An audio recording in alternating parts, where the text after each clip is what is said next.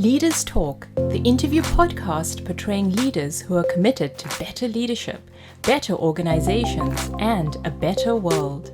Powered by Leadership Choices.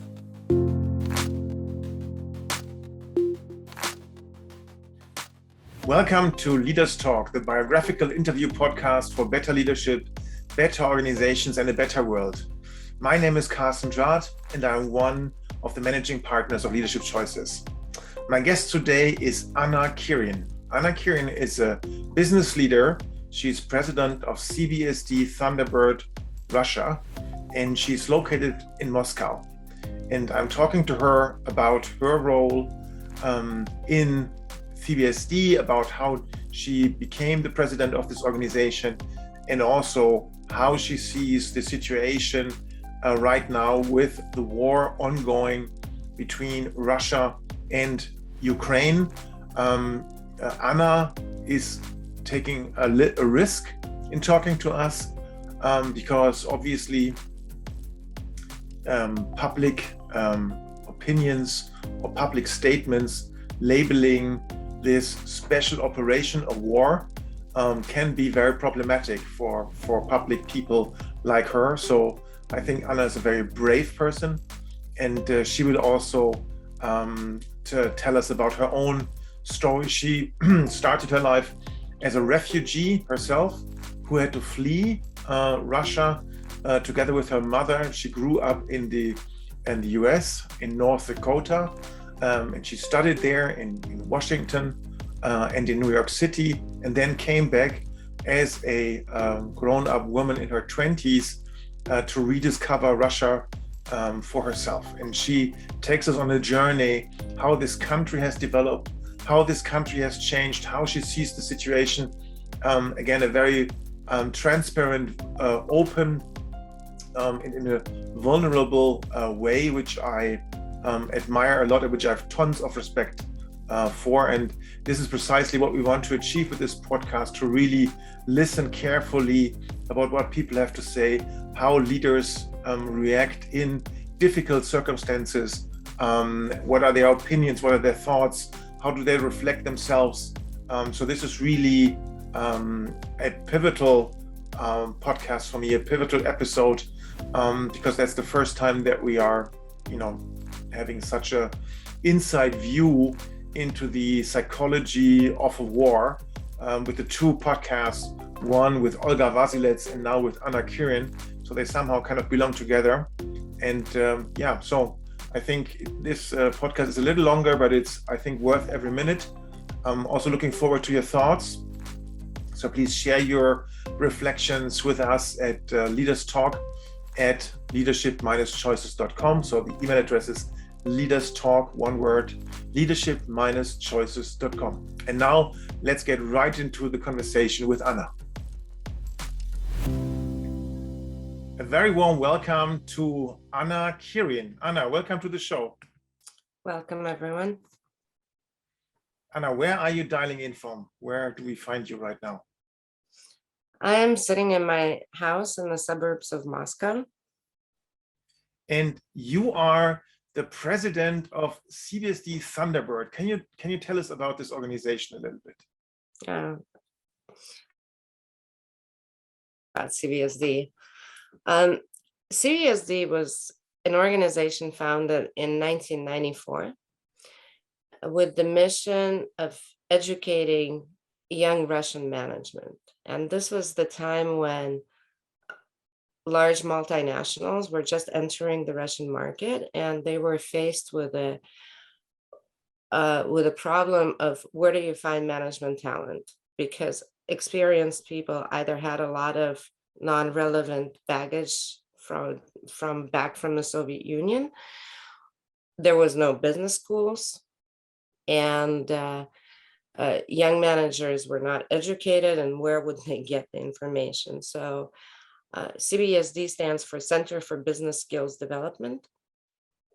And the idea was to train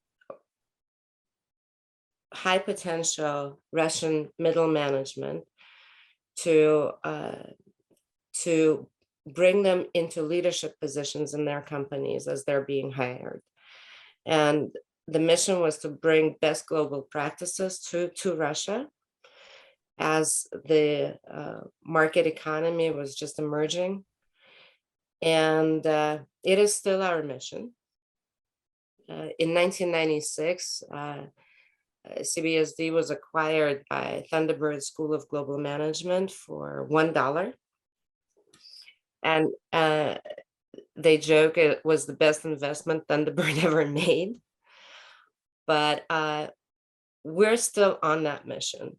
We're still dedicated to bringing best global leadership practices to Russia with the mission of educating humanistic, globally minded leaders in this country. And Anna, and we will come to CBSD and the mission a bit more, but you have a very unique history. I mean, from listening to you, it sounds a little bit like a US American accent. And so it makes me wonder, where's this coming from? So tell us that story. How come that you are also on that intersection between Russia and the United States? Well, in the 1970s, my mother was exiled from the Soviet Union. She was exiled for helping Russian unofficial nonconformist artists. And basically her help amounted to the fact that we had 2 rooms in a communal apartment, but in a very unique building in the center. And she basically, by chance, she met some of these people through friends of hers at an exhibition, which is a very famous, actually, event in Russia, where artists who were unofficial, they were not allowed to exhibit officially and to make money and to sell their paintings. So as a sign, if not maybe a protest, but just basically they picked an area on the outskirts of Moscow where they said, we'll just put up our paintings here and invite anybody who wants to see them.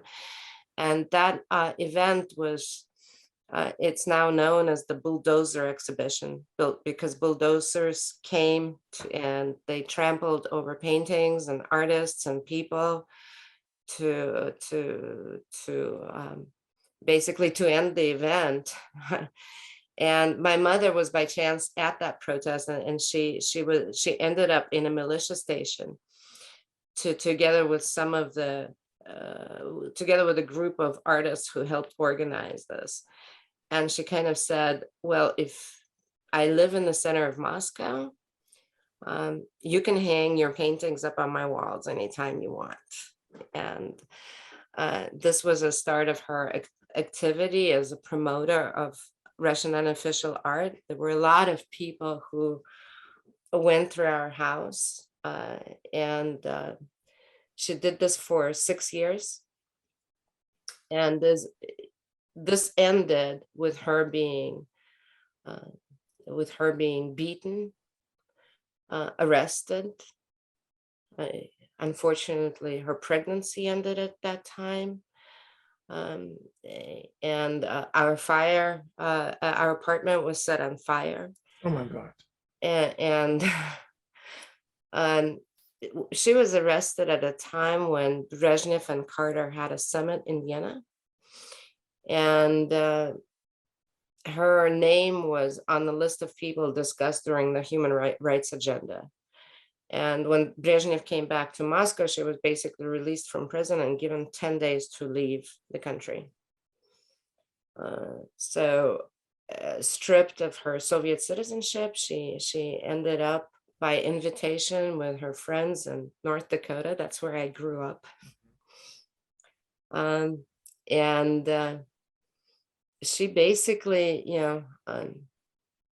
she felt her life ended at that point, because she never wanted to immigrate. She didn't actually speak English language very well, so it was a very difficult position for her to find herself as a refugee, basically, in a foreign country. And she also felt that her life had a meaning before that. And when she came to the United States, it was more about survival. It was more about finding means for livelihood, learning the language. She actually did a great job. She learned the language. She got admitted to University of North Dakota, where she studied political science for a while, and she started her own fashion design business. Wow. With which we moved to Washington, D.C., and actually Nancy Reagan once wore one of her dresses. But that was cut short because unfortunately she fell ill and she died very young, and she died when I was 19 years old, and she never got to see the disintegration of the Soviet Union. She kind of, I don't know, it was one of the biggest losses of my life, her parting, because we were very close and we had survived this whole trauma together, and we were kind of, our support for each other in life. And she was really a role model for me in so many ways. I can't tell you, but that's how I ended up growing up and being educated in the United States. And Anna, how old were you when you arrived in the US? I was 6. Okay, wow. So total restart also for you. Was it just the two of you? Were there more in the family? And a dog.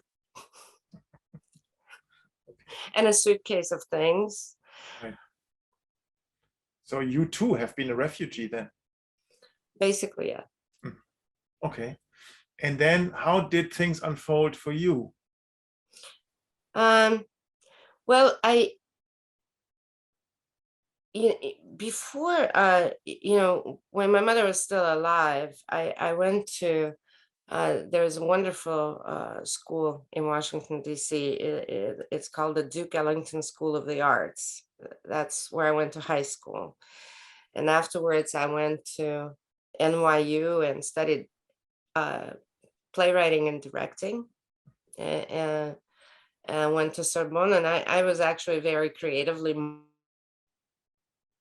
And but then as my mother fell, as my mother's illness was developing, I came back to Washington, D.C., and I went to University of Maryland, which was close by. And I decided that the theater world was just way too shallow for me. I wanted to do something more serious, so I started doing macroeconomics, and I was always,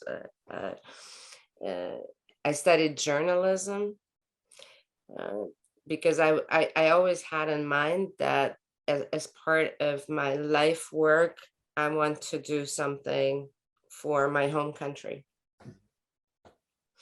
And then after the disintegration of the Soviet Union, I already had my degrees from University of Maryland, and I had an opportunity to come back to Moscow, which I just immediately, Karsten,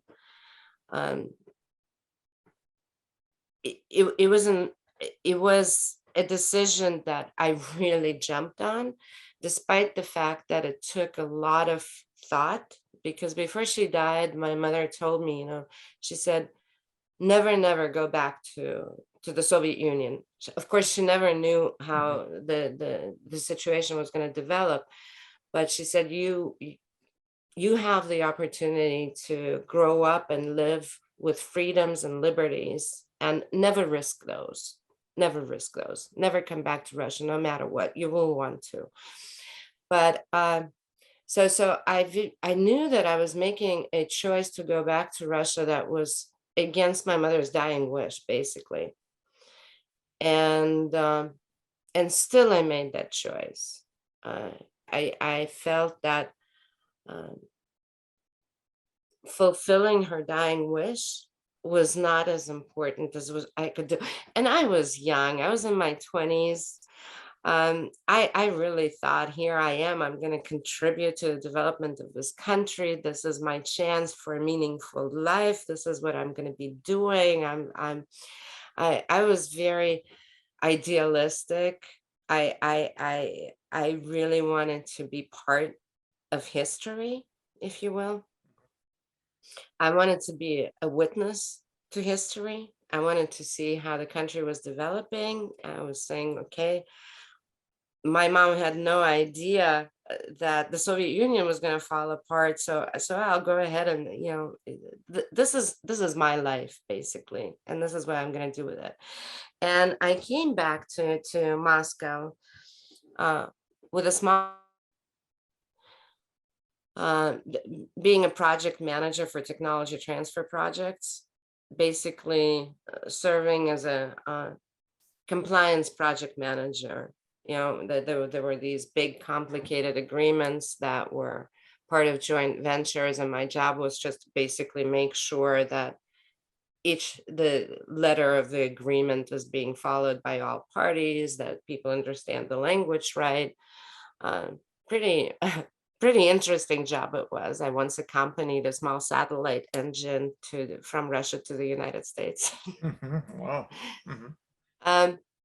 But in any way, it was a small company that uh, served its purpose at a particular time in the development of the history of this country, and then it went away. And afterwards, it was an assignment I went back with for 1 year afterwards, and I'm still here in Russia. So you came back 93, that's 4 years after kind of the Iron Curtain fell. How was it to be in Russia at that time, to be in Moscow, to be more precise? What was the spirit like? It was very well. First of all, I was young, so obviously those were the best of times. But it was very opportunistic, wild, a little bit out of control. You basically could do anything if you had an entrepreneurial spirit. Into very large enterprises that grew later into very large enterprises. That was definitely not my path, because it was not my goal to build a business, especially the way 90s were. People are in Russia. There is a lot of right now talk about how the 90s were just criminal and were awful times. They weren't. They were very anarchistic, if you will. Anything was possible, but they were very free. It's like you really felt like you could do anything, you could say anything, you could live any kind of life you want. Mm-hmm. And obviously, any situation where you have little control bears its own risks. And obviously, there were a lot of criminal activities going on, but not for the average person who, the streets were safe. It was a risky time to get into your own business. I have a lot of friends, who survived, raids and all that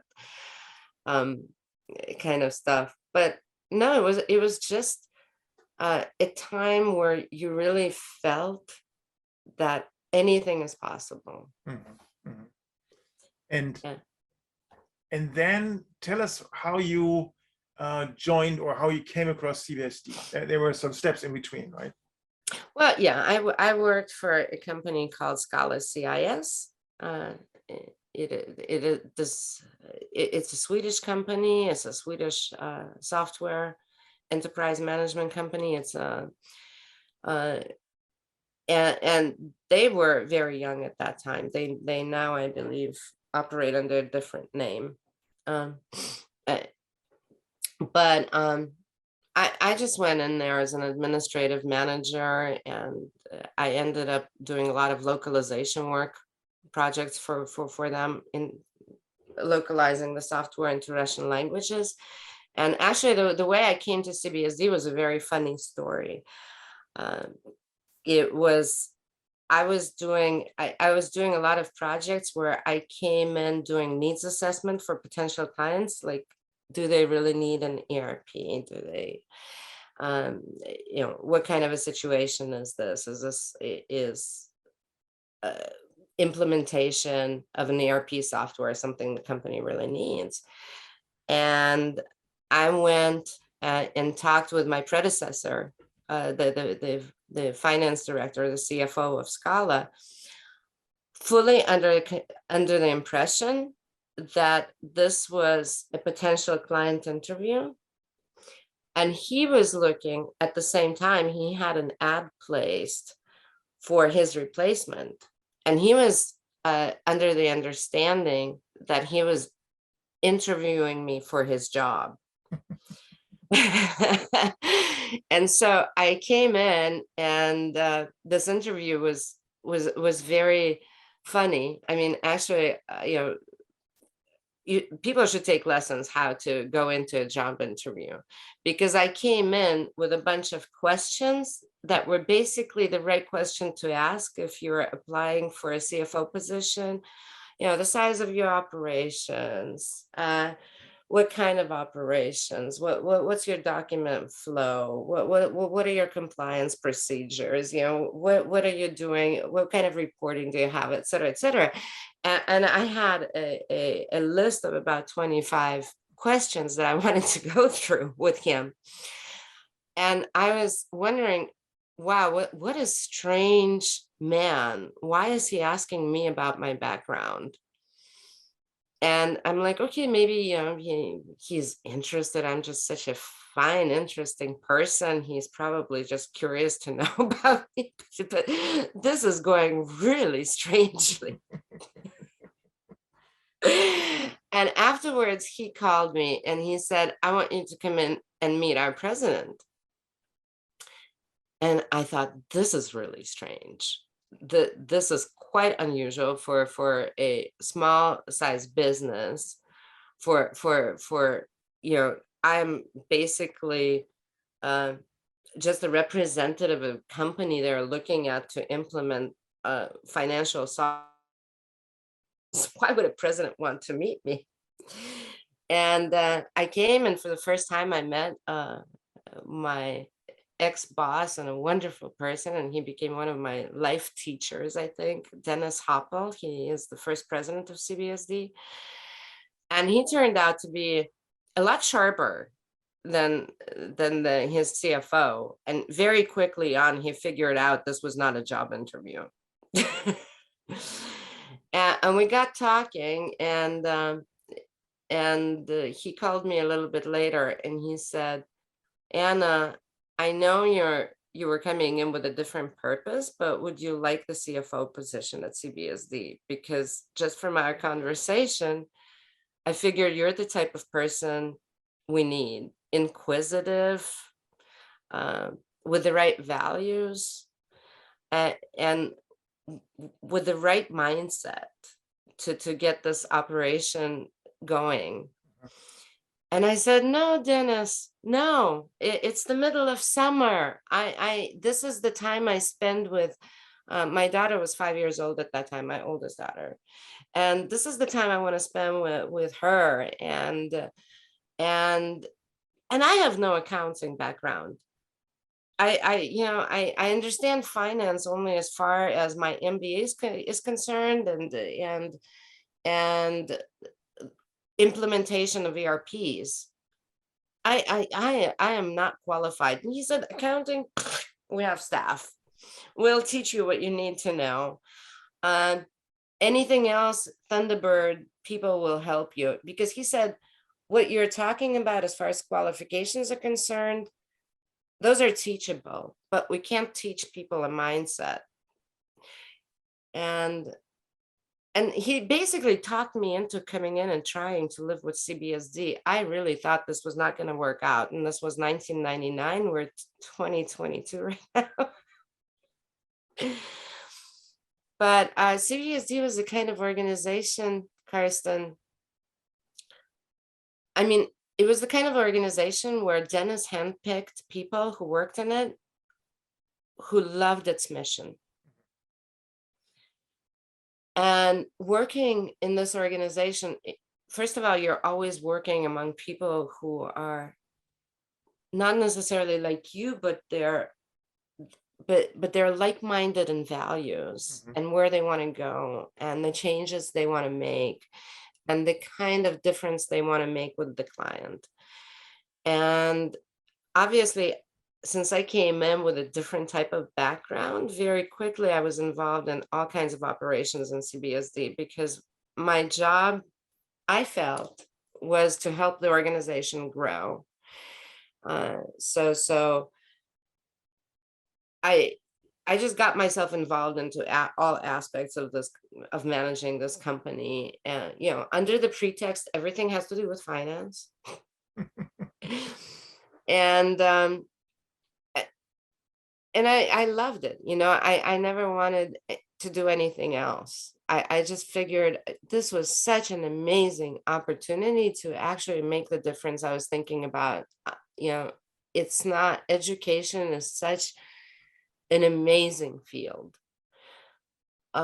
It's the field where you can actually make a difference if you don't have the ambition to become a politician or part of some kind of a government structure or or an activist or a social activist. It's the perfect field to be in, where you feel that you can make a difference by affecting one person at a time. So that means young managers, men and women, would come to you, would participate in classes and courses, in curricula to train business skills, leadership skills, self-reflection, self-management, that kind of things. Yeah, we specialize in soft skills development. So it's communication, it's building teams, it's growing your subordinates, it's making your teams capable. It's reaching results through effective people leadership. and actually, when we became part of, a partner of Ken Blanchard companies, one of the reasons this is one of our most successful partnerships throughout the history of CBSD, and we partner with a lot of international companies, but the Ken Blanchard companies, because the missions are similar. You affect one leader at a time, and each leader affects the teams around them. And this is the way you bring sustainable prosperity worldwide. And that mission is so similar to what CBSD was doing, that it became a very long-term and successful partnership, very close-knit in spirit. And then you're also part of the American Chamber of Commerce, which is also kind of a bridge between the two worlds. Can you tell us about that? Well, we're not part of the American Chamber of Commerce. Let me just a small correction here. CBSD has been a member since the mid 1990s. But I serve on the board now of AmCham, and AmCham's mission, it's a completely apolitical organization. Its mission is to help businesses, not necessarily American, but all cross-border businesses in Russia be successful. And AmCham operates, it works closely with the Russian government. It also works closely with the US government. It helps promote business interests of global companies. So its members are over 400 right now in Russia. They're, from large to, oil companies, large energy companies, to small companies such as CBSD, like educational providers, but AmCham is helps serve their interests in Russia. Understood. And then, Anna, in 2014, I believe you became president of CBSD. So how did that happen? Well, as I said, I was involved in a lot of aspects of running CBSD before that. When Dennis Hoppel retired, Thunderbird actually sent another, Christopher Lee was another president between Dennis and myself. He served as CBSD president from 2010 to 2014. He was the CFO at Thunderbird, so we found a lot in common. And then in 2014, Thunderbird was becoming part of ASU, and Christopher Lee was going back to the United States, and they were looking for somebody on the ground who could take on the role of the president of CBSD. And I was a natural choice at that time. It wasn't like a road, because I was involved in so many aspects of operational management and in so many aspects of business development initiatives that were being built. And I knew the market. I had the trust of the employees. I had a personal relationship with many clients. It was just a natural evolution, Karsten. Mm-hmm. So, and then we are 2014. That means we're looking back at many decades. How had the business climate changed in Russia, in Moscow, by the time you became president? How would you describe that change so that we can feel it, maybe? Well, Russia has certainly evolved since 1994. And you could actually, and CBSD survived many of its crises. And I think one of the reasons we survived, 1998 is the default. 2008 is the global financial crisis. 2014 is the post-Crimean political and the first crisis of the sanctions. But what I could see evolving from the 1990s is that, well, I can tell you in our field, in the field of talent development, 1990s we worked mostly with multinationals who had a very clear objectives. We need to replace the pool of expats who are very expensive, but who bring the global management and leadership expertise to Russia, but they don't know the local nuances. They don't speak the language, et cetera, et cetera. And in the middle, like in 2005, 2006, what we could see is Russian business evolving. We could see that the Russian business, as opposed to poaching talent, started developing their own and investing in their own talent development. And actually, and the business world was becoming more regulated. It was more controlled. There was a much bigger level of government involvement. And at one point, it was actually good. There's a balance there, because that world of chaos and anarchy, which I told you about, that was becoming, it was a much more an environment where you could forecast a lot easier. You could do prognosis for more than 6 months. You could actually do real strategic planning. So it was becoming a more stable business environment, more transparent in many ways. given all the nuances of particular Russian government legislative process, but it was an evolution of a market economy, really, and large Russian corporations started running themselves more like Western multinationals. Their HR departments, I have to say, and T&D departments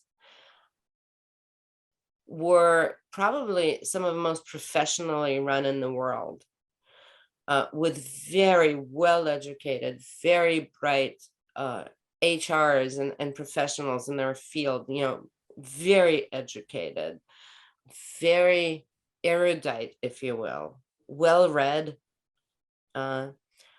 They are very curious about what's going on in the world. The corporate university of Sberbank, is probably one of the most advanced, innovative corporate universities in the world. Wow. With a large campus. So this was, we could gradually see a shift from our client base where it was 95% multinationals to nowadays where it's about 70% Russian companies. Understood. Okay. And so then when you took over, there was this, we call it invasion of Crimea. I'm not sure what the official term is in Russia, but there was the first kind of touch point. So that is a coincidence. Reunion. Okay. Reunion. Okay. And then we have this situation where we actually kind of reached out and connected now during this war or special operations, or however it's called, which also affects you because in many ways. One way is that CBSD Thunderbird had a team on the ground in the Ukraine. So you're actually working with people in Ukraine. And then there's obviously the climate, the business climate, the effects of the sanctions that are kicking in. So maybe talk us through, how is the situation for you right now? Unspeakable. It's very hard to speak on the subject. When the Crimean situation happened, it was different. It actually sent a very fine divide line among Russian population, but I actually have a house in Crimea, Karsten, and I bought it together with my sister in 2002, so way before any of those events. And I was, I have neighbors there. I have a small life in Crimea. I know the people there, and I think very few people in the West realize that 70% of Crimean population is Russian. The next group is Tatars. Ukrainians are only third. Nobody in Crimea spoke Ukrainian.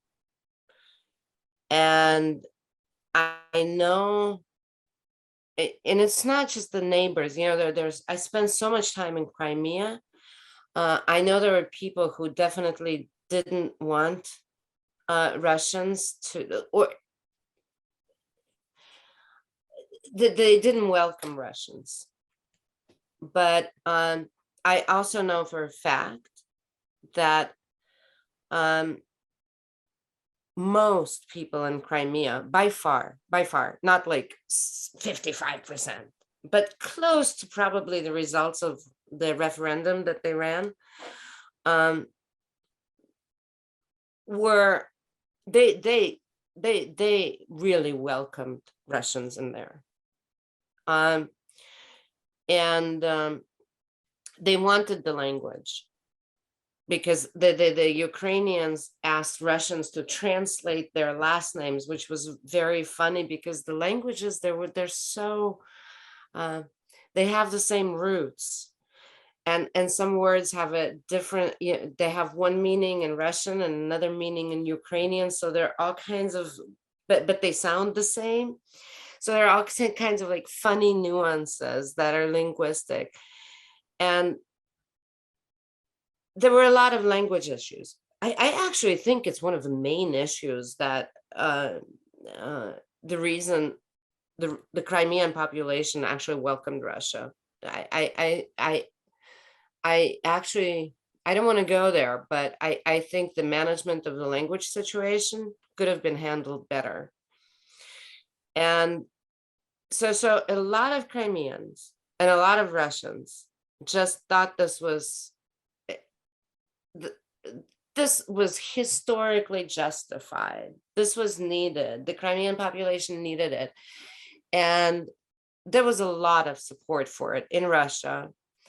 And it actually, this is when we began to saw like what was going wrong in the policy, because no matter how you justify the territorial Crimean pretensions of Russia, the way Crimea was made part of the official Russian territory, it was legally done wrong. It was done by force. It was done. So no matter how, but because the support for it was so strong in the hearts of the Russian population and Crimean population, people just closed their eyes. They're like, okay. And the sanctions that were imposed, it was like, okay, we can live with those. And obviously, compared to what's happening now, they were baby sanctions. And but Crimea is part of our Russia. Crimea is part of our world. Crimea, we're doing the right thing. This was the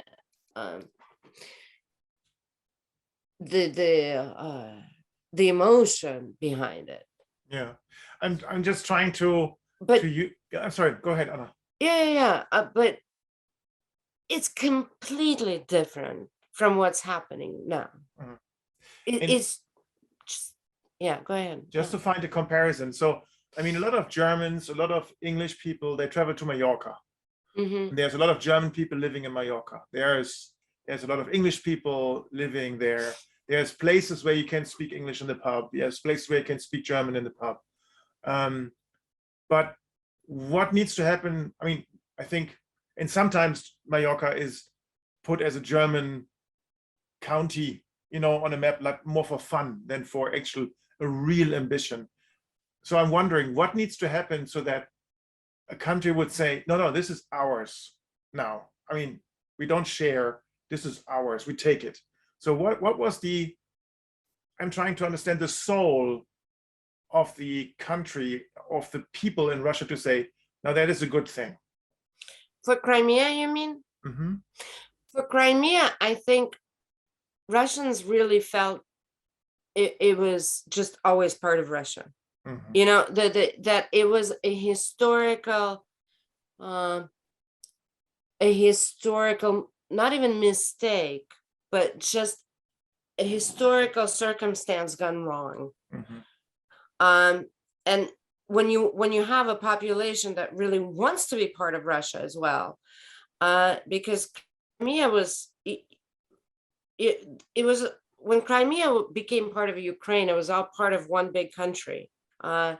It was, I don't remember the exact date, I believe in the 50s, where Khrushchev kind of said, okay, we're gonna redraw the border and make Crimea part of a Ukrainian republic and not part of the Republic of the Russian Federation, which it was part of. And he did it for many, many, many, many reasons. And I am definitely not the right expert to talk to about that. I'm sure there's plenty written, but he did it for logistical reasons, for convenience reasons, for financial reasons. It was administrative management. That's the way a lot of people interpret it. It's not my point of view. I haven't, as I said, I'm no expert. So a lot of the interpretation was that it was an administrative management part of view, and when the agreement was signed, where the Soviet Union republics became independent states, the general thinking was, again, I'm not stating an opinion here, I'm just saying that that's the general emotion, and the general thinking is they just did it so quickly, they didn't have the time to think about Crimea specifically, because at the time, if they had thought this through, if they had taken months to negotiate the agreement, obviously they would have renegotiated Crimea and gone with it anyway, because they wanted to be independent, and it was a logically historic step.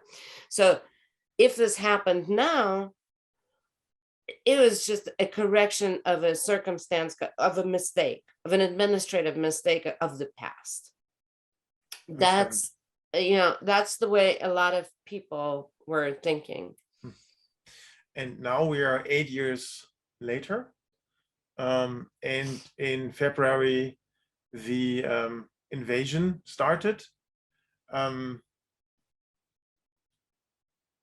think nobody here was expecting that. I mean, I certainly wasn't expecting it. I was like, yeah, sure, they're talking about that, but this is just part of a big theater play to put on pressure and all of that. And then the news broke, Russia started to invade Ukraine.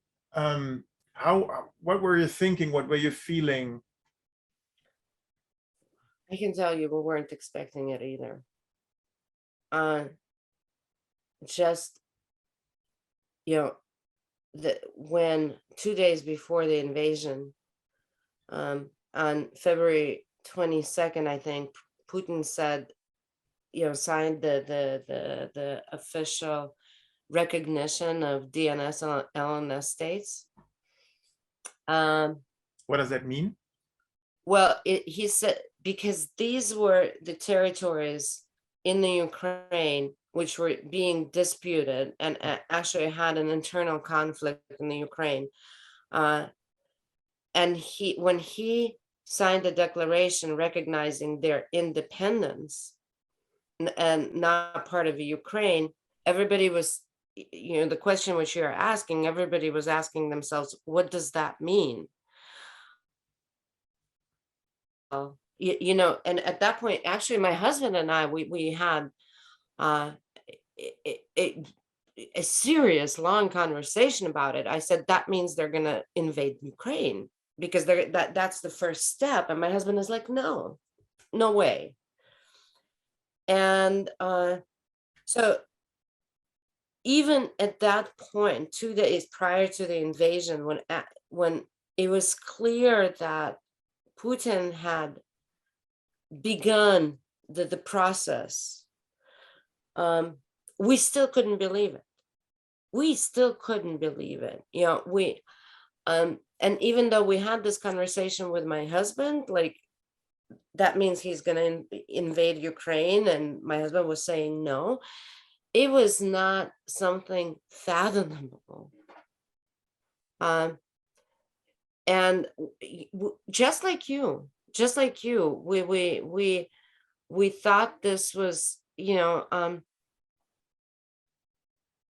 somehow the intelligence services, the diplomacy gone wrong, when US was saying, Russia is preparing to invade Ukraine. Every analytic I listened to in Russia or in the West was saying, no, it's not in Russia's best interest. It's not in Putin's best interest, regardless of their political position, regardless of their love or hate for Putin, regardless. Every single person with analysis, who could provide any kind of a meaningful thought on the matter, was saying it's not in anybody's best interest. Russia is not going to invade the Ukraine. And Putin was declaring very, on the record to the Russian people and to the world that they have no intention of invading Ukraine. It is still hard to believe that that kind of a that kind of a rhetoric is possible in the modern world, where your intention is obviously clear, and 2 days later you're doing the opposite thing. The feelings of unbelief, outrage, indignation.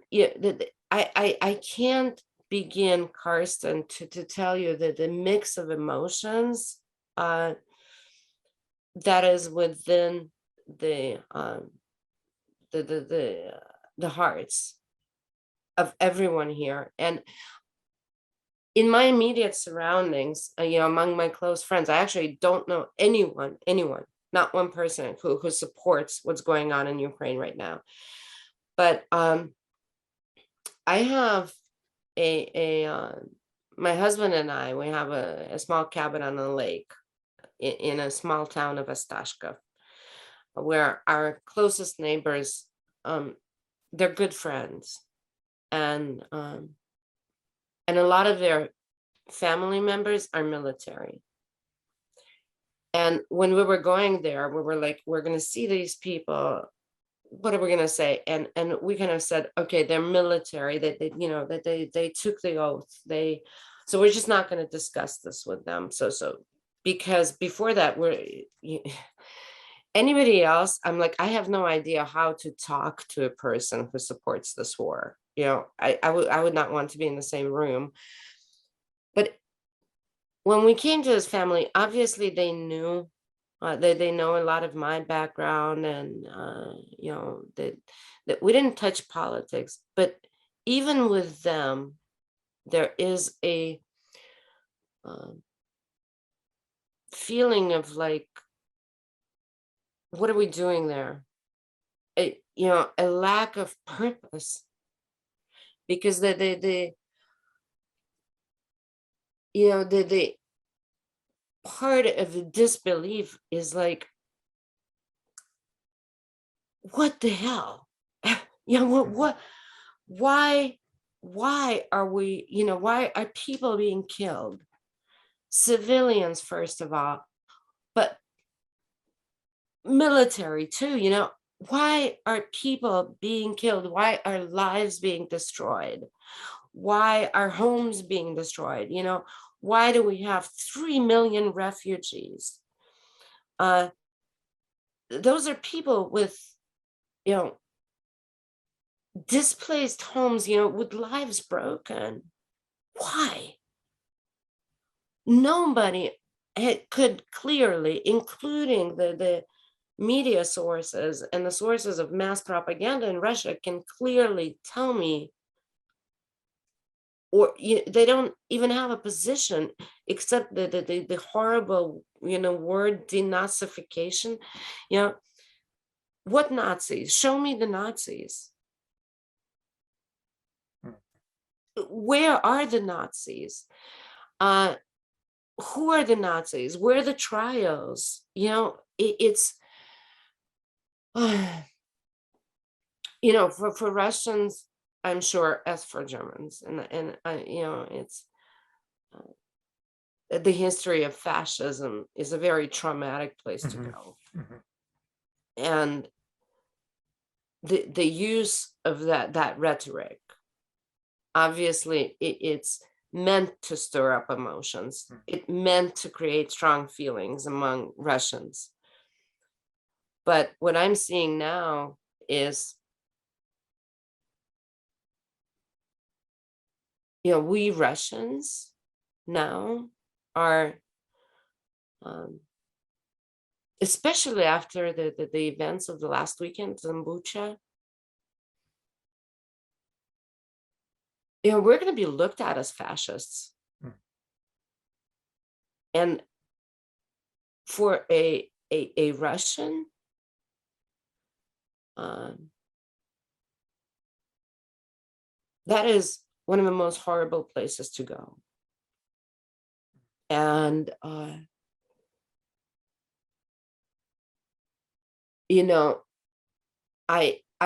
was one of the people who always, 4 generations passed since World War II. And whenever I came across Russians who kind of said, equated Germans and fascists, and it's like, having been brought up in the US, and in the US, in schools, and just when you're brought up, it's part of your upbringing to be very conscious of discriminatory language. And the US shameful history of slavery. So I was always very conscious to just stop anyone in Russia to say Germans when they mean fascists. It's like not the same thing. And now clearly Russians are going to be facing a very similar fate to the pain the German population felt after Hitler. And here's a little announcement about activities that we are doing in conjunction with the war in Ukraine. We have joined forces with the International Coaching Federation Germany, and we are offering free business coaching for people who had to flee Ukraine. That includes every nationality who had to flee Ukraine. People can simply reach out via email, and we will match you to a coach to help you in this current situation. And we do this, and we can do this because the International Coaching Federation is joining the initiative, or we are joining their initiative, and we have a piece of technology that helps us to scale. And this is our digital coaching platform, Cosmic, which consists of a management platform and also a coaching app, a Cosmic coaching app, which enables the communication, the matching, the appointment booking with your coach. So if we didn't have that, we would not be able to manage the demand and match all the coaches, because that's a lot of work to do this manually. So I'm super happy that we are able to do this. And on the other hand side, we have decided as a company, as long as the war pertains, to offer weekly impulses every Friday morning at 8. They are called Impulses for Peace and Against Fear. They are open for everybody. You find the details of the event on our website, www.leadership-choices.com. Right on the front page, scroll down to events, and there you see all the events like the Impulses for Peace, but also our conferences where you can enroll and where you can register. And now back to the fascinating discussion with Anna. Yeah, thank you. Thank you for taking this on this journey also into the emotions. What's the thinking? What's the feeling? You had, or CBSD had, a team in Ukraine. What happened with them? Well, we have not a team. We had a one full-time sales agent there.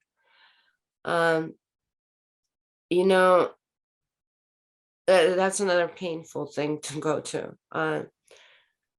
After the day we invaded Ukraine, and afterwards I was reaching out to this lady who has worked with and who knows me since I believe she joined CBSD in 2000. This is somebody who knows me well. And I reached out to her and I'm like, how are you? Are you safe? And she picked up the phone only on the second or third day. And you know, it's hard to find words because nothing compares to what's going on in Ukraine. Nothing compares. You know, when you're sitting in bomb shelters, and she told me that she can't leave her apartment in Kiev because she has a very aged mother who's not very mobile. So a lot of her family left Kiev and went to safer territories, but she can't leave Kiev because she can't move her mom, and she can't even bring her mom to the bomb shelter when the sirens sound. And she said, I'm in the apartment. And I'm like, do you feel safe? She's like, of course not. Are you scared? She said, yes. And, and then I'm like, Alona, I'm so sorry about what's going on. We're with you, whatever. You try to offer words of support. And she told me, she said, can I be very honest with you, Anya? And I'm like, of course, And she's like, I wanted to, and as I said, this was like on the second or third day of the invasion. And she said, people are beginning to hate Russians. And I have to tell you, I'm beginning to hate Russians too.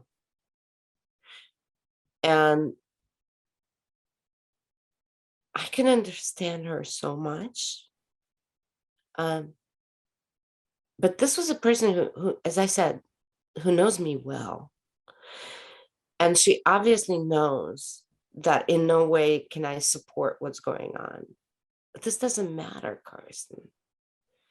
And it doesn't matter. We are now looked at as part of this violent, hateful force that ruined people's millions of lives.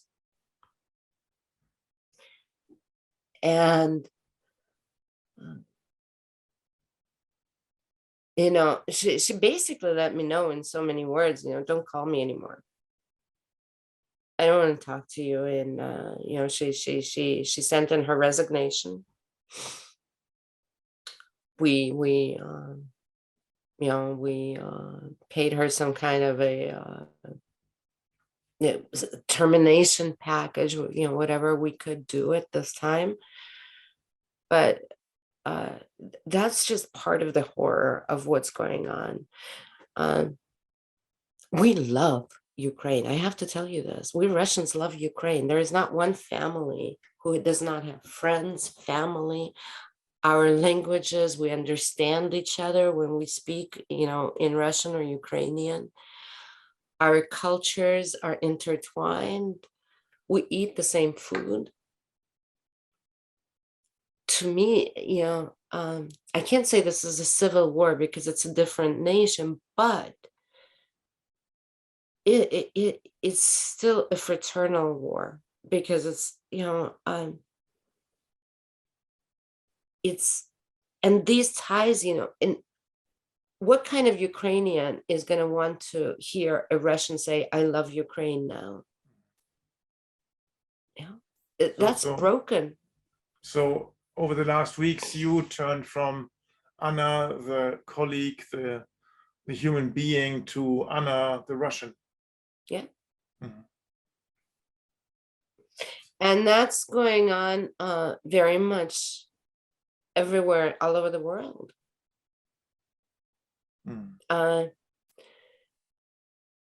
And that's part of the and that's part of a thing that I think we have to be very careful. And not because, as I said, nothing compares with your children being killed by bombs. Nothing compares to war crimes or civilian suffering or people being forced to flee, with just their necessary belongings, their kids, leaving their pets to starve in their homes destroyed. Nothing compares to that. There is nothing more horrible in human history than war. But as the world, and hopefully Putin does not succeed in breaking the world, that as humans, I think in the last decades after World War II, where we're trying to rebuild one common planet, connected. There is a reason behind the globalization, because the civilized nations knew that there is a need to move towards integration and common languages and common trade roads, and that, I think, is very quickly falling apart thanks to this one. It's not a local conflict, unfortunately, and what I think we have to be mindful of, all of us, Ukrainians too, is we don't want to let Putin destroy it all. We have to be mindful that we don't start hating one another for who we are and not what we do. When we start, that's where I think that the starts of the most horrible human crimes start, like such as genocide, or it's when you start discriminating and hating and destroying a group of people for who they were born, as opposed to what they do in life. And it's a lot of, I think, the actions that are being taken recently,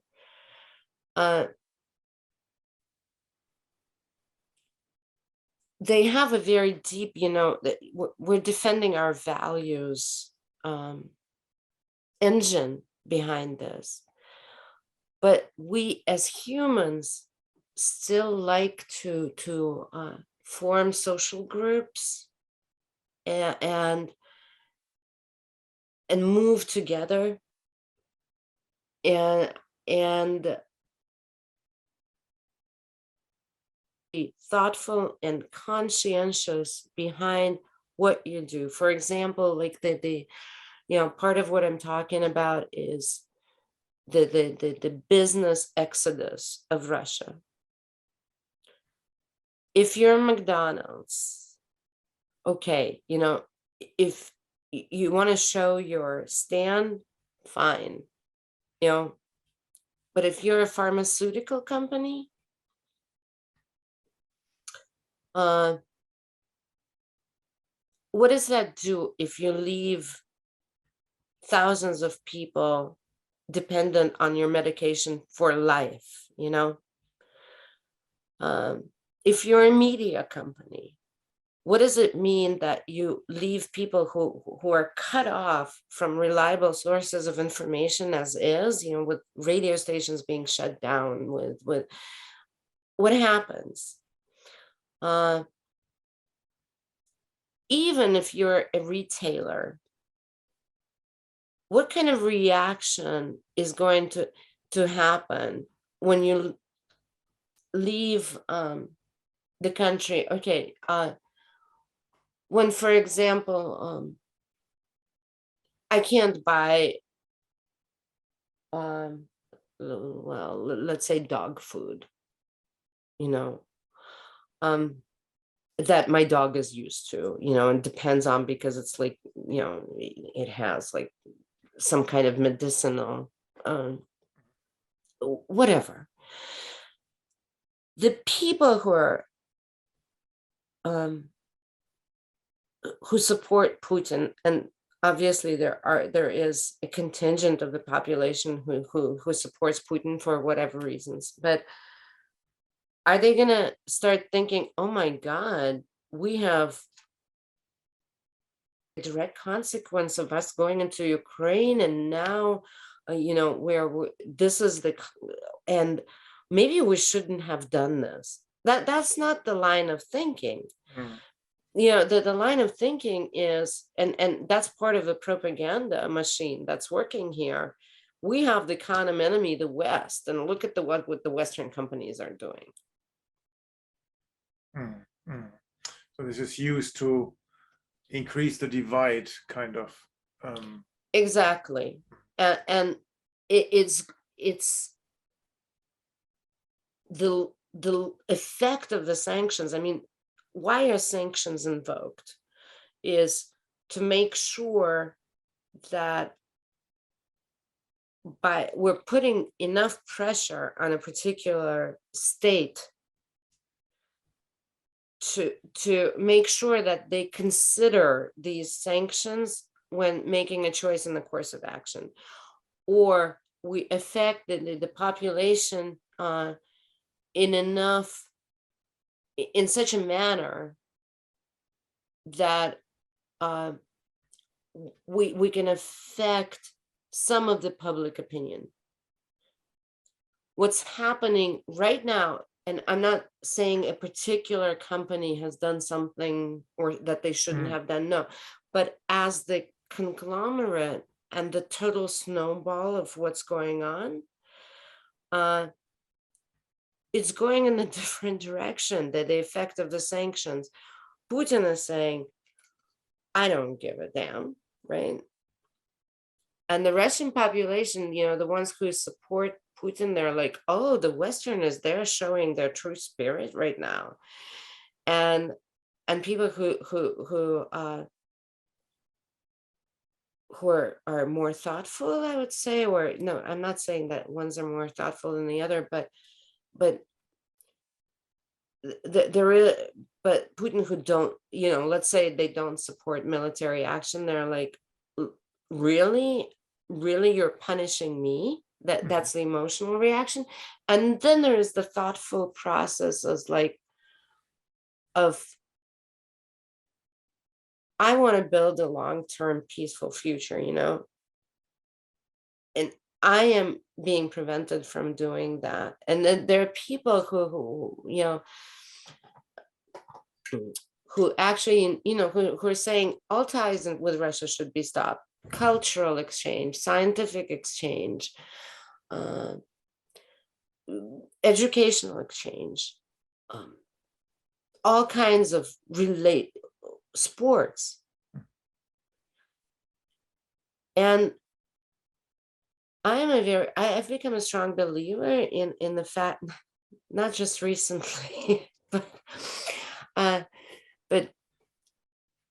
a long time ago, that collective punishment, it is an easy road to go towards collective discrimination and collective hate. Yeah, I see your point. Mm-hmm. And Anna, the one thing that is missing for me in this picture, though, is what has been, or what is changing in the, let's say, possibility to express opinions, because what we're not seeing so much is Russians marching the streets. We see that there is a brave lady with a cardboard standing in the Russia television with a Marina Ovsyannikova, she's a hero. Yeah, stop the war. I mean, but what has changed? What is also the risk that you entail when you're talking to me? Can you guide us through that? There has been, over the last year, ever since Navalny came back to Russia, an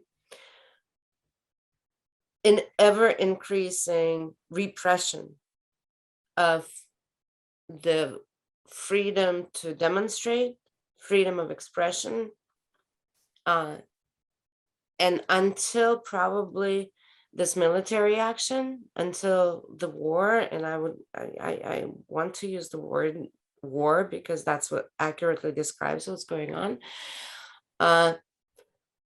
There hasn't been really a feeling that there was a repression of freedom of speech.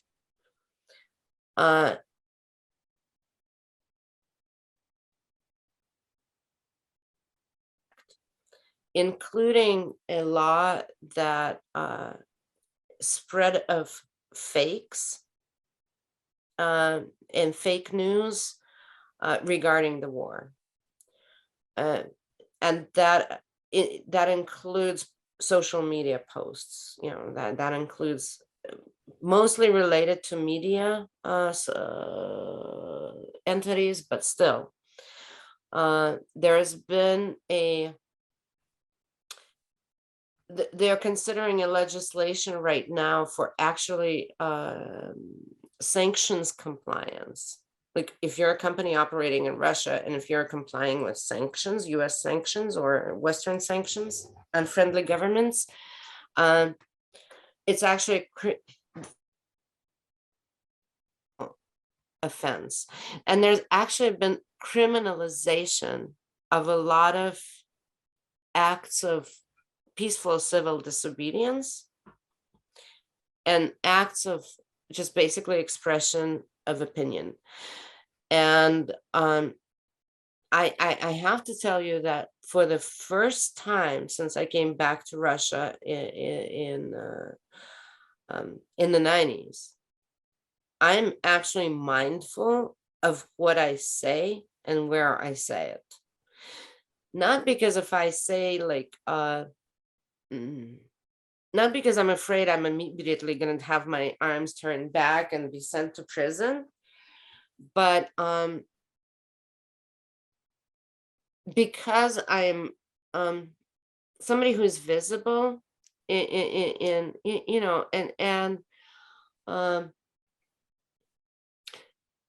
like, for example, I was having a discussion with my husband, like if we go to Crimea, to our house this summer, if we have to make sure and stay away from a lot of villagers who actually supported the Russians, taking over Crimea. We don't know what their feelings are about the invasion of Ukraine, but for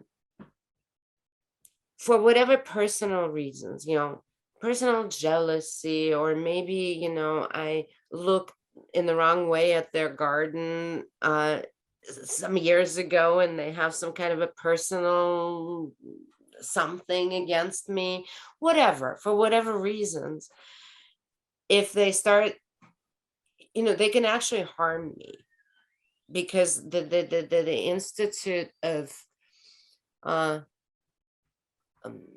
what's the word for when I write an anonymous note to official agencies, like she's the enemy of the state. Okay. So there's, I can actually feel that I can be harmed if somebody with the wrong intention decides to actually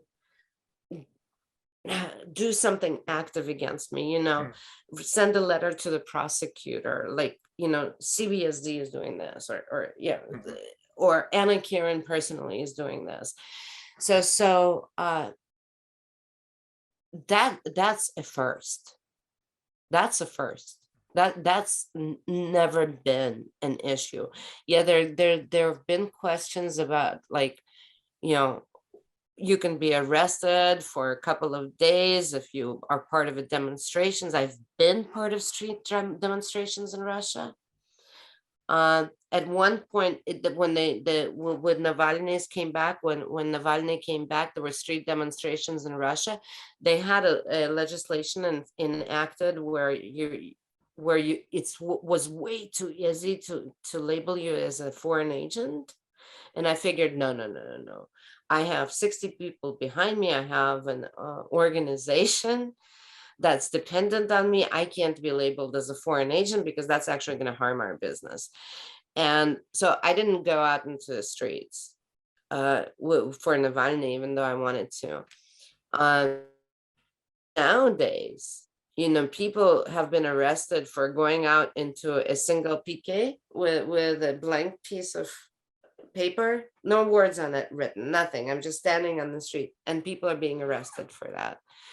And the sentences for some of the acts that have been defined as criminal offenses are outrageous. They're over 10 years.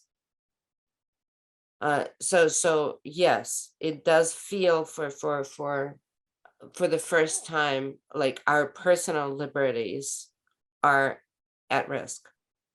So the situation that you described, there's the war on the one hand side, and then there's a war that is not fought with weapons. It's an extreme, it's like becoming more extreme, like suppression of opinion, of speech, of free expression. Also the risk for you to be labeled as a Russian elsewhere, and what is coming, or what you can expect could come towards you. Now, if we try to look at what could happen or what needs to happen to move to a ceasefire and move to eventually peace. Now, this seems to be almost unthinkable right now, right? But that must be the goal. So how can you make sense of that for yourself? What would, in your mind, what would need to happen to go one step in the direction of peace? That's an impossible question. I don't know. It's gone so far. It's gone so far that I think, first of all, ceasefire. Stop shooting. To me, that's the most important thing.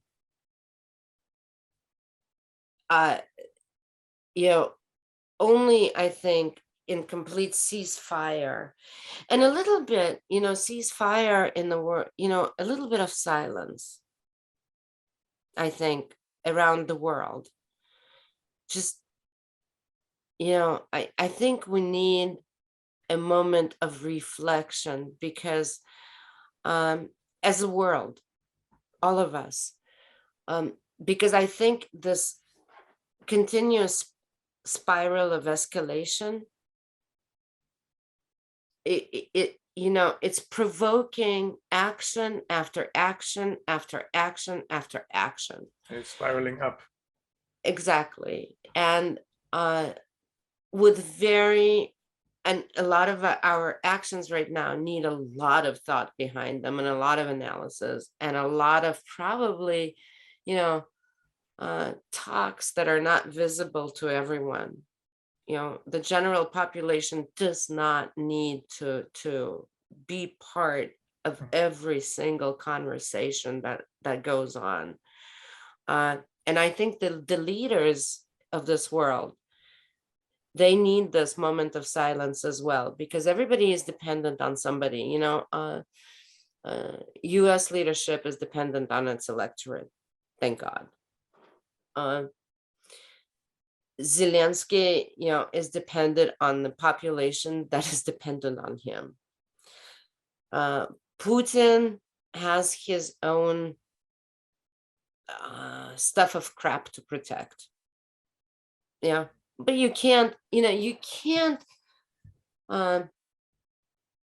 disregard his interest.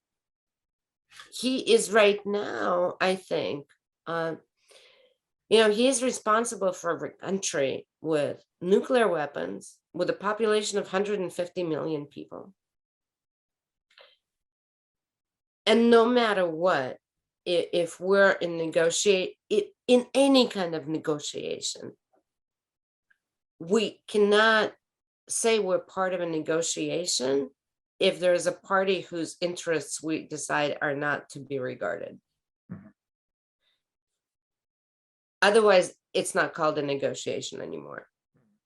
So I think a ceasefire, a moment of silence, a moment of complete, stop of all diplomatic and other actions. And I would call to businesses to do the same. Just stop it.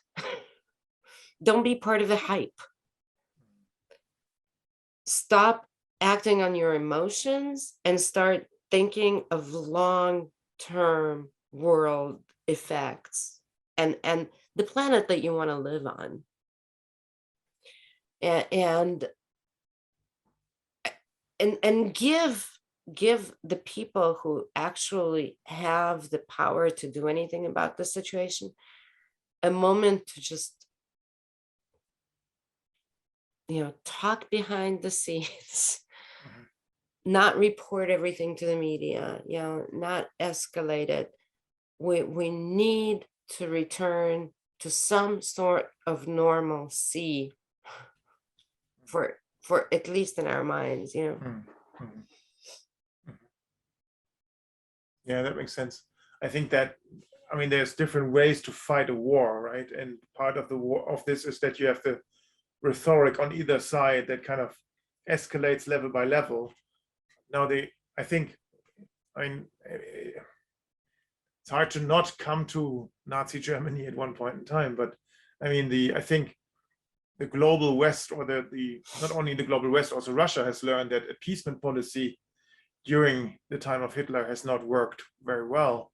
So the question is, what is on the one hand side not escalating all the time, and neither appeasement and not retaliating the aggression, the war, the killing. So that I'm not sure if that's the question. I'm just saying I don't know. I don't either, Karsten. I have no idea. I'm just saying that when it feels like we're not giving enough chance to negotiation. Mm-hmm. Yeah, and that needs to happen. Absolutely.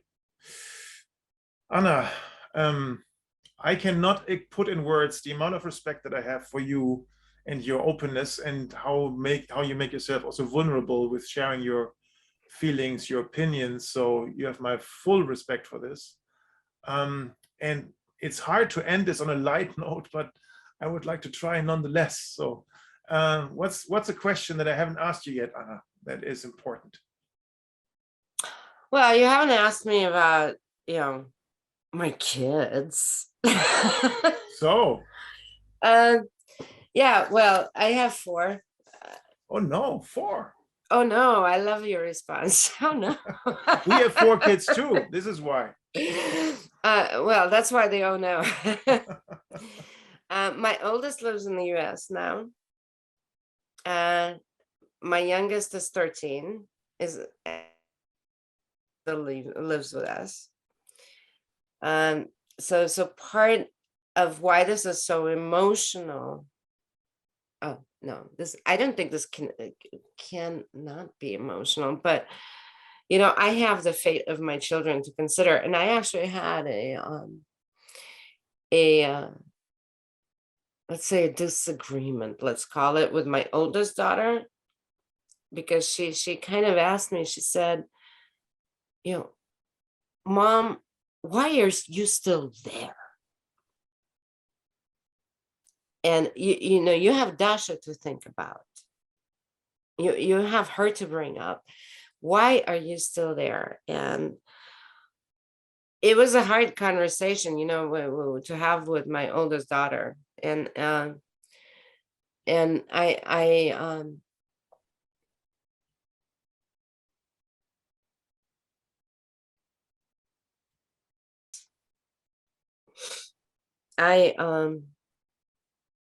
went back to my choices of the last decades, and obviously, any thoughtful person would ask themselves, did I make the right choice?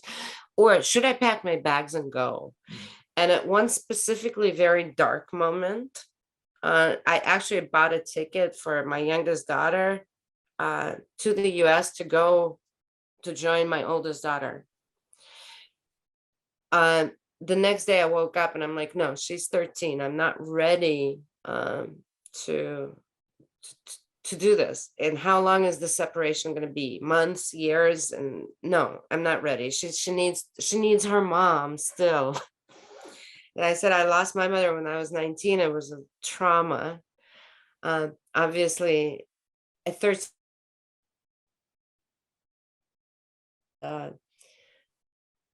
and I went back to this choice I made to come live in this country. And obviously, my mother's words are still echoing, they're resounding right now. It's like I went back and I see, I see so many things that I've worked for my whole life are just, they're gone. Maybe not forever, but you can no longer make long-term plans. You can no longer think about, I'm at the age when I actually think of like, what am I going to do if I retire? Where am I going to live? Here's a house I built, here's this is how I'm going to make my living. And no more to long-term plans. But we had conversations, should we leave the country? Obviously, we have to have these conversations, especially I have 2 passports, right? I'm dual national. And after weeks of reflection and sleepless nights, I tell you, I couldn't fall asleep without sleeping aids for a month for certain. And a lot of crying. My husband and I made the decision that, and I made the decision. Actually, I had, it's like, it's also not a decision you can make as a family, unfortunately. Everybody has to make their personal decision. And I made my personal decision that no, my life still matters more here than anywhere else. I believe that educating global leaders, humanistic leaders, people-oriented leaders, people who can negotiate or resolve conflicts, is more important than ever. I mean, there's no doubt about that. Yeah. And my life still has more meaning here because I'm in this position. It's part of my fate, but I'm in this position that where I have 60 families reliant on me, but more than that, there are tens of thousands of people who go through CBSD doors every day. Still, actually, we actually have orders coming in, which is unbelievable. But we're very proud to say that we educated over 500,000 people over the course of our company's history. Karsten, what would have happened if we had educated 50 million people? Would we be looking at a different Russia right now? So I actually, I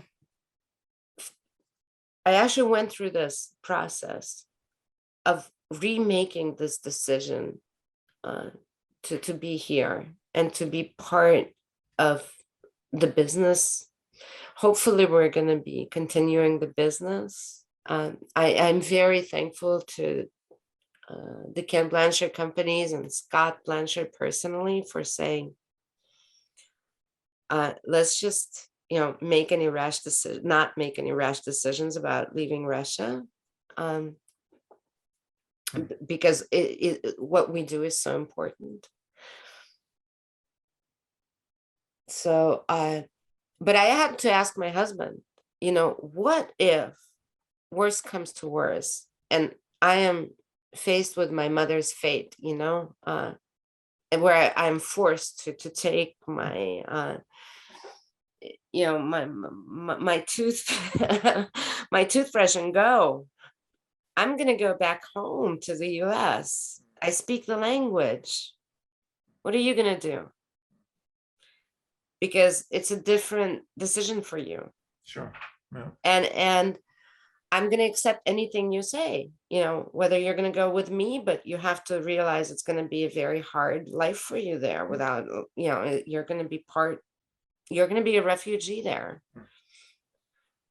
He's a musician, so hopefully he maybe, the music is international. He's an oboe player in the Russian Philharmonic. But, and I will understand if you'll decide to stay in Russia and I don't know, and live whatever life is here. He said he'll follow me. but those are the kind of conversations you have to have. But I will just, pray we can continue what we're doing. And I can only pray that the situation is so unsustainable that it will end sooner than later. And then we all have a lot of work to do, Karsten, to rebuild a different world. Absolutely, absolutely. A lot of peace work, a lot of trust work, a lot of forgiving, of grieving.